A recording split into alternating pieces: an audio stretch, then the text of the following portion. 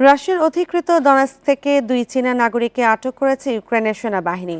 তারা মস্কোর হয়ে লড়াই করছিল বলে অভিযোগ করেছে প্রেসিডেন্ট ভলোদিমির জেলেনস্কি। চীনা নাগরিকরা কেন রাশিয়ার হয়ে যুদ্ধ করছে তা জানতে বেজিংয়ের কাছ থেকে ব্যাখ্যা চাওয়া হবে বলেও জানান ইউক্রেনীয় প্রেসিডেন্ট। এদিকে ব্যাখ্যার জন্য কিয়েভ চীনা রাষ্ট্রদূতকে তলব করা হয়েছে বলে জানিয়েছেন ইউক্রেনের পররাষ্ট্রমন্ত্রী আন্দ্রেই সিবিহা।